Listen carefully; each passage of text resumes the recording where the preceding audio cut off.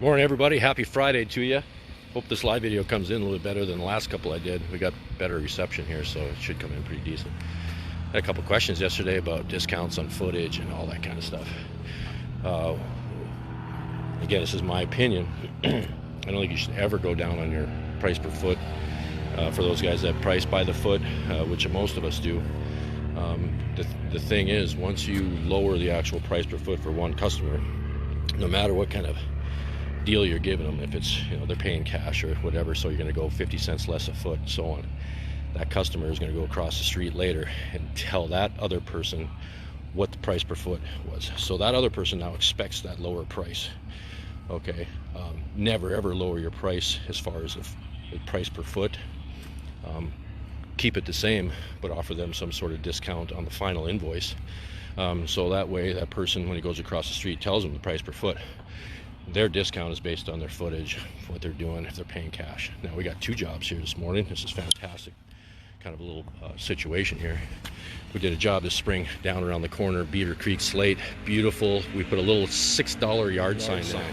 Okay, they want the Beaver Creek slate, which is high dollar stuff.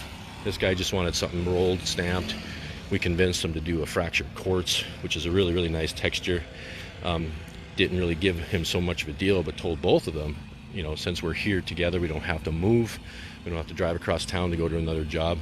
If you two want to pay cash at the end, we'll give you both $100 off your final invoice. Boom, not a problem. Great, that's fantastic. And we upgraded him anyway from a roller stamp to something that's way nicer. So we made up that $200 just by upgrading him anyway and convinced him to do something nicer. This is, even if I'm giving him a discount, okay, on cash, so even if they're getting a discount, it's not up to me to run across town and now get paid later. Okay, both these guys are going to be gone, so we're going to have to either come by and get that later, or they're going to deliver it. And in my point of view, if we're taking off $100 a piece, even though they're paying cash, I give them my address for my shop and they got to drop it off.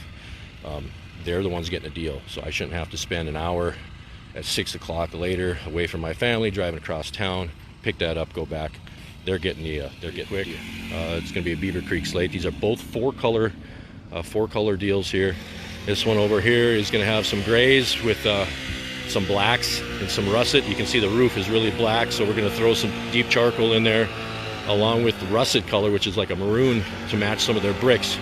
And again, that's a fractured quartz. That's something new that we've done this winter, and I've only done two other jobs in town here with that particular stamp. This one over here is a Beaver Creek. That's a lot more aggressive. It's going to be a 4-color system over there too. It's going to look awesome. So we'll go ahead and do that. Yesterday too, somebody mentioned 1,000 feet. Would you give them a discount? I can only haul 600 feet of sand. Okay, so once I have to leave that property, it's no different for me going to another property then. Yeah, sure, okay, so they have 1,000 feet. We empty 600 feet. We have to either come back the next day with a full trailer and full back to that same job. To me, it's like doing two separate jobs anyway. So once they get to that point, they're never ever going down on footage price, ever. But if they got a big job like that, 1,000 feet, I'm getting paid by one person. I'm not trying to collect money from 2 different or 3 different people. It's automatically, hey, if you want a discount at the end, if you want to pay cash, I'll give you a discount at the end. Other than that, if they're going to write a check or they're going to pay online, which most of my customers do, it is what it is. That's the price. Do not sell yourself short. Don't leave money on the table. We're cutting sod on both of these. Yeah, we're hauling sod away. I gave them a deal. You know what? We're not charging you for sod removal, things like that. We got 2 properties next door to each other. We can dump it on here. It takes us a half hour. Not a big deal. That is something that you can give them a little bit of a discount on. Not your price, because it'll screw you later, and you'll be kicking yourself later. Okay, we're done with the first job here. I just want to kind of go over a couple things on how I prep, and then there's a lot of issues with slag on certain machines, and I just want to show you what's left or what's not left on a sting here.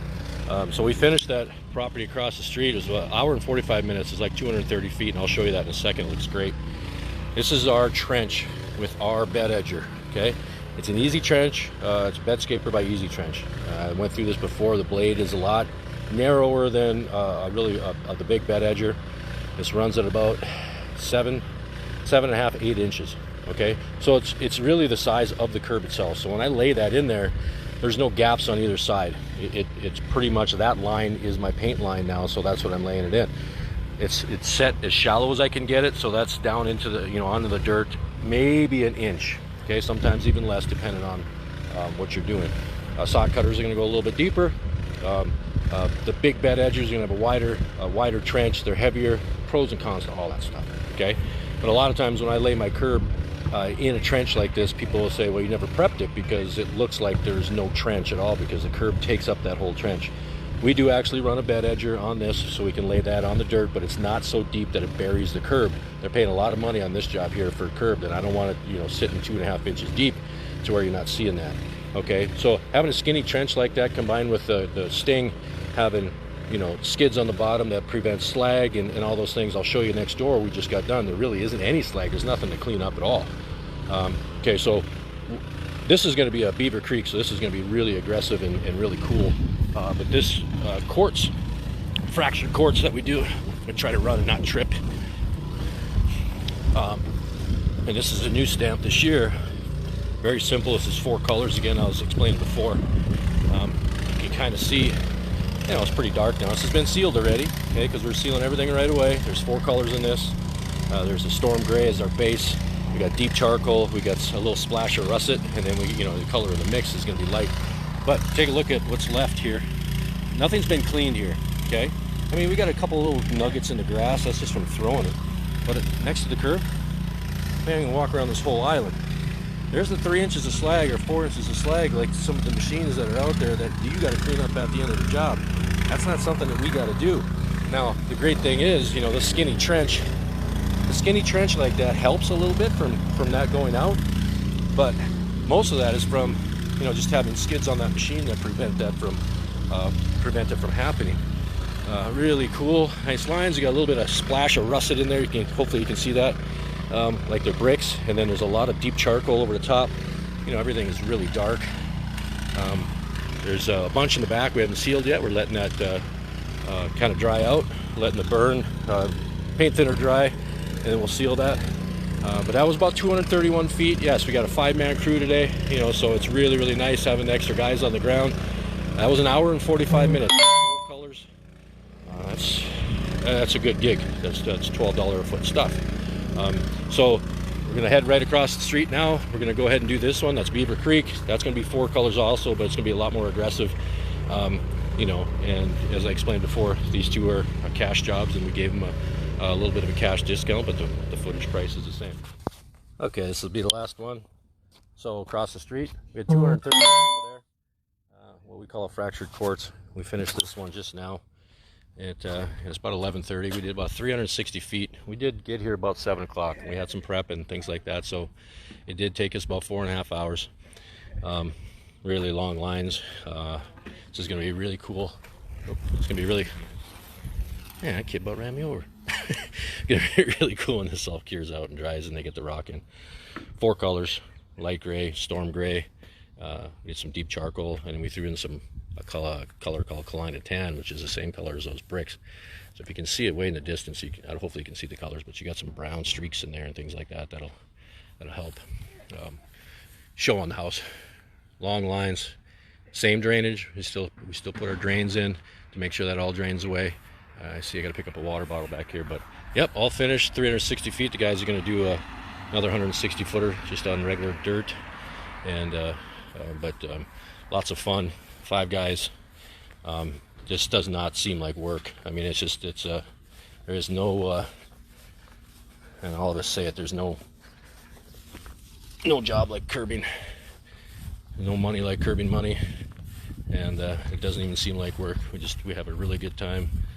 Love talking to the customers, and you know, when curb turns out like this and they're super happy and they want you to put a sign up at the front, I mean, that's a testament itself. So you guys have a great weekend. I think it's pontoon time this weekend again. So all right, boys, lay her down, come back empty.